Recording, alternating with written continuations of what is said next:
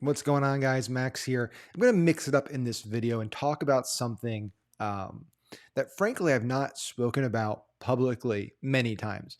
I really spoke about this for the first time in a public setting to a group in our last founders mastermind. So, our mastermind business, about 15 entrepreneurs in it, and I shared this story with them during our first day, and uh, and since then I've wanted to talk more and more about it for multiple reasons. One, I think it's cathartic for me to talk about these things. Talk about kind of bad experience in our lives, trauma, those things. I think it's important to not harbor them and kind of bottle them up, but to let them out. Um, but two, and frankly, most important is I want to get rid of this stigma, right? And that stigma is around drug addiction. I think there's a lot of misconceptions from most people that drug addicts are a certain type of person, that only a certain type of person becomes addicted to drugs. And because of that flawed perception, the people that don't fit that mold, that bias, when they are going through something, they don't speak up and they don't seek help because they think they're an anomaly. When in reality, it's actually far more common than they know. And because they don't speak up, they go further and further down the hole and closer to bottom. And unfortunately, sometimes they never hit bottom and they never get back. Luckily for me, I was able to recover and move on with my life.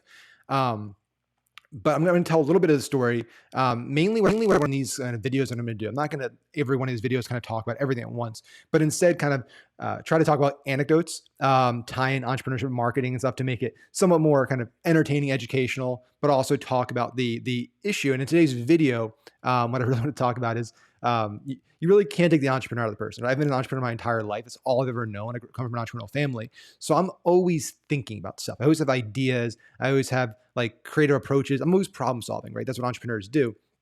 And just because I was addicted to drugs, it didn't turn that part of my brain off. So I was always scheming, and drug addicts scheme a lot in general, right? Even non-entrepreneurial drug addicts.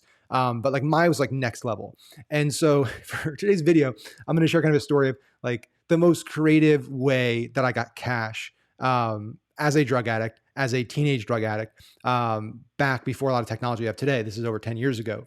Most creative, clever way, terrible, right? So I'm not trying to make light of the situation. It was terrible what I did. But enough time's gone by that I can talk about it in this light.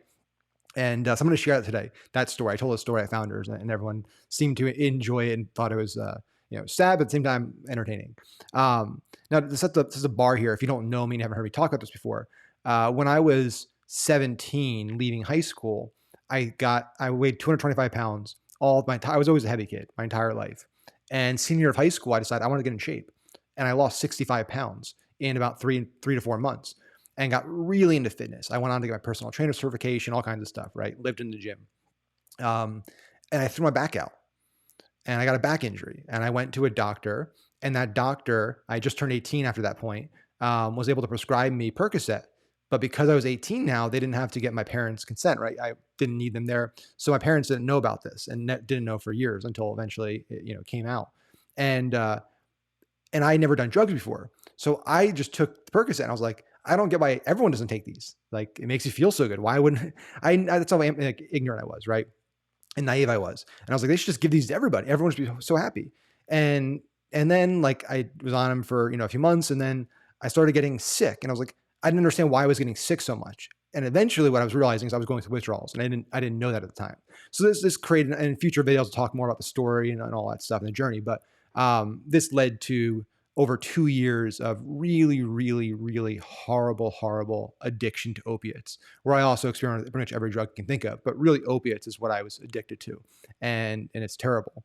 But what happens as a drug addict is it's expensive. You need money, right? All your money goes to buying drugs. You're all you're thinking about, and every minute of every single day is preoccupied with a single thought. And that single thought is get more drugs. And once you have them, then you're using them. And then once you're done, and then it goes back to that thought. That's literally it. It doesn't matter what else you have, other priorities, nothing else matters, right? I didn't go to college for an entire semester. I was going to Emory University, one of the most expensive colleges in the world. My parents were paying for it. And I didn't go to class for an entire 3-month window. I was just using. And so, but quickly, I'm a college kid, 18, 19, 20, right? I don't have like, I'm not working, right? I don't have like a lot of money coming in. I don't have a lot of money at all, but drugs, I need more money for drugs. So the entrepreneurial part of my brain was like scheming. Well, what can I do? What do I have access to? How can I do this stuff? And when I quickly realized, my parents gave me a credit card. They gave me an American Express card for me to use, right? For certain things, for food, for meals, for shopping, whatever. The problem though, at the time, there was no way to get cash. You can do cash advance stuff, but like there's no way to get the cash out of the credit card, right? You can use a credit card to buy things, but drug dealers don't accept credit cards, right? And at the time, there wasn't Venmo, there wasn't Cash App, there wasn't all these things where I could have easily just like, done transactions that way. I'm sure the drug world is probably very different now than it was when I was using drugs.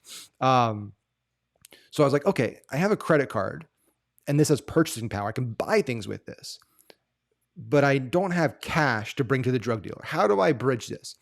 So at the time I was doing some hustles and stuff, and I had, a PayPal account, and I was using PayPal to send invoices. This is back when I just started doing social media stuff. So I was doing like social media and SEO consulting and stuff, right? Little schemes here, little hustles there.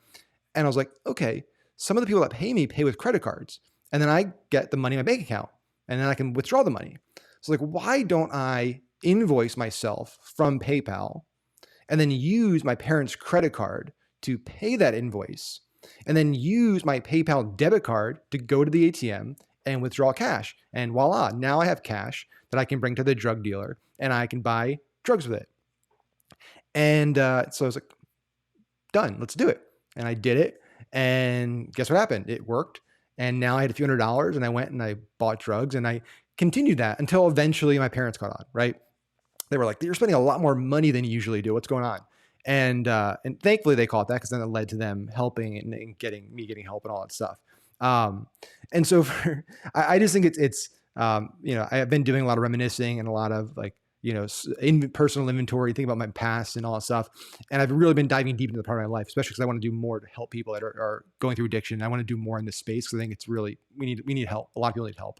And I was like, damn, I was, even then, even my lowest point in my life, where I was like rock bottom, just terrible human being doing terrible things, had no motivation, no anything, I was still thinking outside the box, right? I was still entrepreneurial. I still have that gene. It's so ingrained in us as entrepreneurs, to always be hustling, always being, how can I get money? How can I get this and do this? And so I was like, I think back to them, like, that was a very clever, although very unethical and terrible thing that I did, but it was a very clever way that I don't think anybody else was doing. Not that I know of. The typical thing was, you go to the pawn store, you take money from here, you take money from there, you're selling off your belongings. That was like, you're a middleman for some stuff. You're going to some pill mills, right? But I was like, that's not good enough. I need to do this whole scheme with PayPal invoicing and credit card payments and PayPal debit card, which are all cash. So anyway, I wanted to share that story, because it's interesting how that entrepreneurial gene doesn't go away, even in really bad times. And what I love for everyone, that if you're watching this, to one, subscribe and hit that bell so you get all my videos. But two, also, I'd love for you to let me know in the comments if this is something that you find valuable, if you think that I should create more videos and more content around this experience in my life, because it was a huge part of my life for many years, and I learned a lot from it. I got a lot of life wisdom and life guidance and life support and lessons that have guided me to today because of the mistakes I made during those periods of time. So if you want to hear more videos like this, let me know in the comments below, and I'll start putting out more content specifically to this, in addition to all the other stuff I talk about, right? Marketing, entrepreneurship, all that good stuff. But yeah, it's pretty wild thinking back on it. And I would say the final thing to add here, and I should have prefaced the video with this, but I'll add it here for now, and then in future videos I'll add it in the beginning.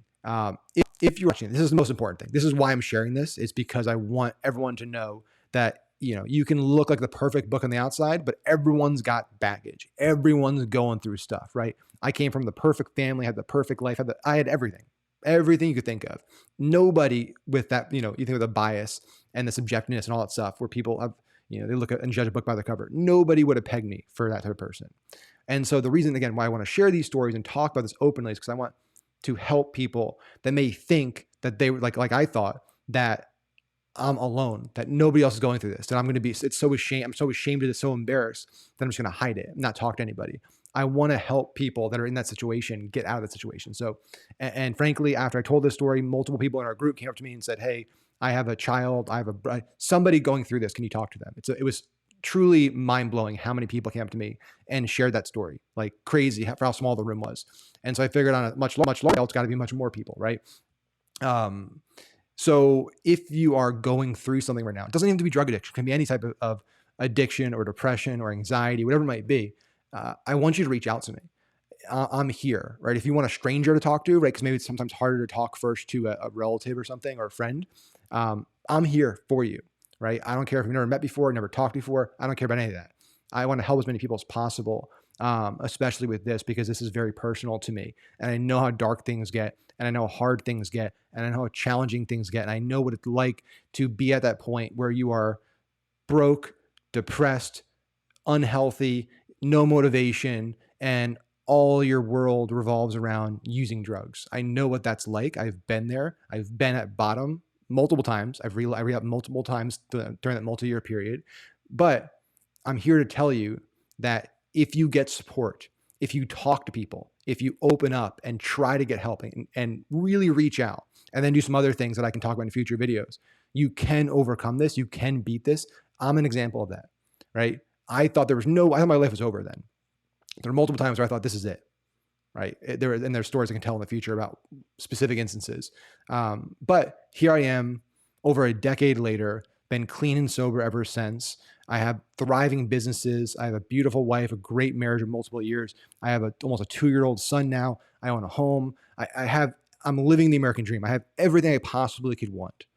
And so I want to just share that with you as kind of inspiration and motivation, that it is not the end, right? You just need to talk to somebody. You just need help. You need support.